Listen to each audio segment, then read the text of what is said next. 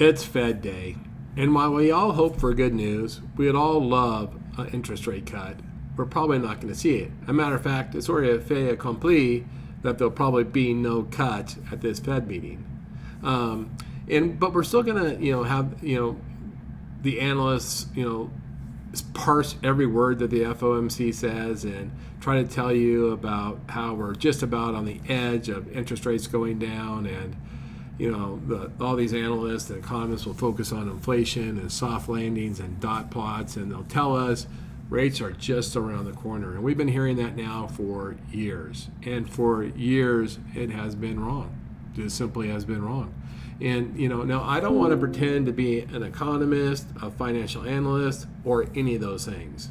The only thing I can tell you is I read a lot of, economist papers, financial analyst papers, especially outside of the echo chamber of the mortgage and real estate industry. And I keep coming across, analysts and economists that think there's upward pressure on rates, not downward pressure on rates.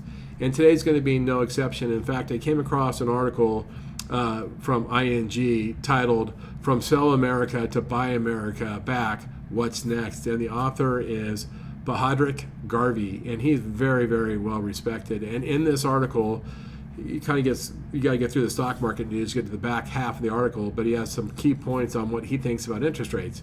And then he goes, look, he thinks, inflation driven by tariffs is going to reach 4% by Q3. So upward pressure on inflation, which is not good for us. And then when and if the tax bill passes, if it passes in somewhat, close to the form it's in today, that is going to create deficits of 6 to 7% of GDP, which will also put pressure on treasury yields.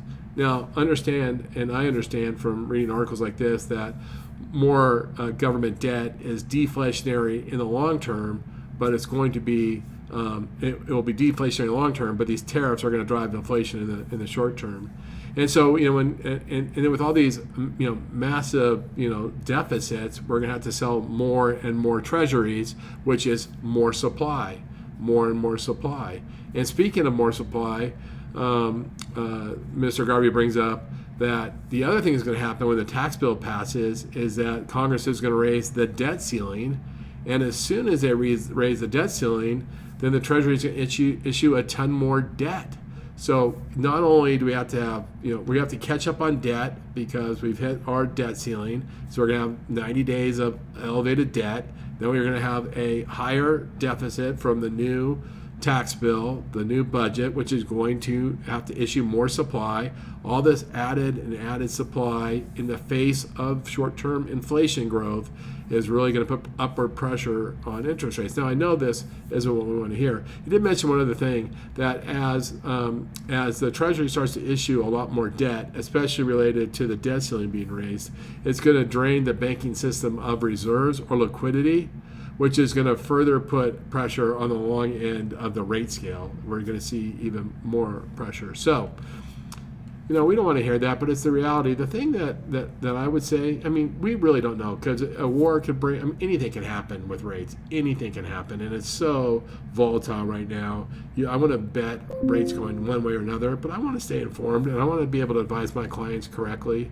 And, the good news is that home buyers are starting to get used to interest rates in the 6.5 to 7 range, because they don't compare rates to 5 years ago. They compare rates to 12 months ago, and so they're starting to get comfortable with the rates as home prices are coming down slightly and staying flat, and wages are increasing. The affordability problem is slowly starting to be solved, and so it's not all bad news. We're really at an historic normal space for rates.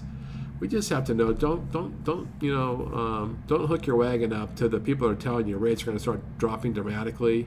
Instead, this is the environment we're going to be in. Figure out how to thrive in this environment. Figure out how to help people, put people in homes in this environment, and we'll all be successful. So I did a LinkedIn post on this today, as well as some other articles. Check out my LinkedIn if you like information like this. I will put a link to Mr. Garvey's article below in case you're curious. And with that, I appreciate you giving me some of your time today. Hope you're having a great day. I look forward to talking to you again soon. Thanks.